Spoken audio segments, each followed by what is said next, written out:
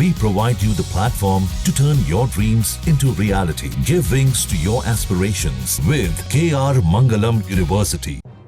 Thailand और Cambodia दोनों देश एक बार फिर आमने सामने हैं। सीमावर्ती इलाकों में रॉकेट बरसाए जा रहे हैं, लड़ाकू विमान उड़ान भर रहे हैं और एक बार फिर दक्षिण एशिया के दो पड़ोसी युद्ध के मुहाने पर खड़े हैं।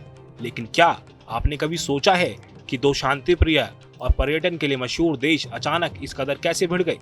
दरअसल इन दोनों देशों के बीच झगड़े की वजह है एक 1100 साल पुराना शिव मंदिर, जिसे लेकर पिछले 2 दशकों में बार बार हिंसा हुई है।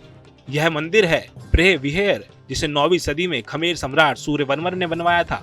कंबोडिया इसे अपने क्षेत्र में बताता है, जबकि थाईलैंड कहता है कि इसका हिस्सा उनके सुरिन प्रांत में आता है। गुरुवार को फिर दोनों देशों की सेनाओं में फायरिंग हुई। कंबोडिया ने कहा कि थाई सैनिकों ने पहले गोली चलाई, वहीं थाईलैंड ने आरोप लगाया कि कंबोडिया ने पहले ड्रोन भेजा और फिर BM-21 रॉकेट से हमला शुरू कर दिया। इसके जवाब में थाईलैंड ने F-16 विमानों से जवाबी कार्रवाई की। इस झगड़े की जड़ बहुत पुरानी है। 1904 में तय हुआ था कि दोनों देशों की सीमा प्राकृतिक जल विभाजक के आधार पर तय होगी, लेकिन 1907 में फ्रांस के उपनिवेशवादियों ने उस नक्शा तैयार किया। उसमें मंदिर कंबोडिया की सीमा में दिखाया गया। उस समय थाईलैंड ने इसे स्वीकार किया था, लेकिन दशकों बाद जब विरोध जताया तो अंतर्राष्ट्रीय न्यायालय ICJ ने 1962 में मंदिर को कंबोडिया का हिस्सा घोषित कर दिया। हालांकि थाईलैंड अब भी इसके आसपास के इलाकों पर दावा करता है। इस विवाद की आग 2008 में फिर भड़की थी, जब कंबोडिया ने मंदिर को यूनेस्को की वर्ल्ड हेरिटेज साइट में शामिल करवा लिया। तब से अब तक यह स्थान सैन्य टकराव, राजनीतिक बयानबाजी और राष्ट्रवाद का केंद्र बन चुका है। मंदिर के इस विवाद ने हाल ही में थाईलैंड की राजनीति तक को हिला दिया। 2 जुलाई 2025 को प्रधानमंत्री को एक विवादास्पद कॉल के चलते निलंबित भी होना पड़ा। उस कॉल में वो कंबोडिया के एक सीनियर नेता को चाचा कह रही थी और ये सब उस समय हुआ जब दोनों देशों के बीच तनाव चरम पर था। यह बात जनता को नागवार गुजरी और मामला सियासी तूफान में बदल गया, जिससे बाद में प्रधानमंत्री को अपना पद तक छोड़ना पड़ा।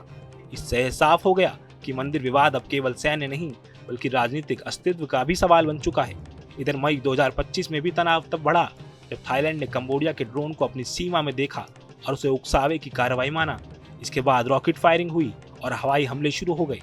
थाईलैंड के पास अमेरिकी F-16 जैसे अत्याधुनिक हथियार हैं, वहीं कंबोडिया के पास चीन निर्मित सीमित संसाधन हैं, लेकिन फिर भी संघर्ष लगातार बढ़ता गया। फरवरी 2025 में कंबोडिया के सैनिकों ने मंदिर परिसर में घुसकर राष्ट्रगान भी गाया था और थाई सेना को खुली चुनौती दी थी। दोनों देशों के सैनिक मंदिर के चारों ओर तैनात हैं और किसी भी वक्त हालात बेहद विस्फोटक हो सकते हैं। कंबोडिया अब फिर से ICJ जाने की तैयारी कर चुका है। प्रधानमंत्री हुन मानेट को संसद की मंजूरी मिल चुकी है और दूसरी ओर थाईलैंड ICJ के अधिकार क्षेत्र को अब पूरी तरह मान्यता नहीं देता।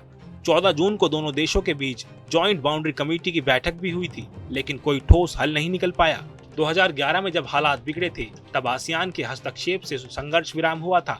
इस बार आसियान की ओर से अब तक कोई ठोस पहल नहीं हुई है, जिससे हालात और जटिल हो सकते हैं। इस पूरे विवाद से यह साफ होता है कि धार्मिक विरासत के सवाल पर भी अब राजनीति और सैन्य ताकत हावी हो जाती है तो इतिहास में मंदिर युद्धभूमि बन जाते हैं। प्रेह विहेर मंदिर आज सिर्फ एक पुरानी इमारत नहीं बल्कि दो देशों के बीच अस्मिता और अधिकार का प्रतीक बन गया है। सवाल ये है कि क्या यह मंदिर शांति का रास्ता बनेगा या एक और युद्ध का कारण?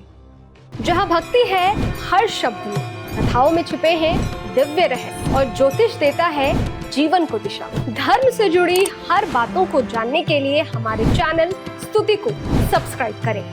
चैनल पर जाने के लिए इस लिंक पर क्लिक करें।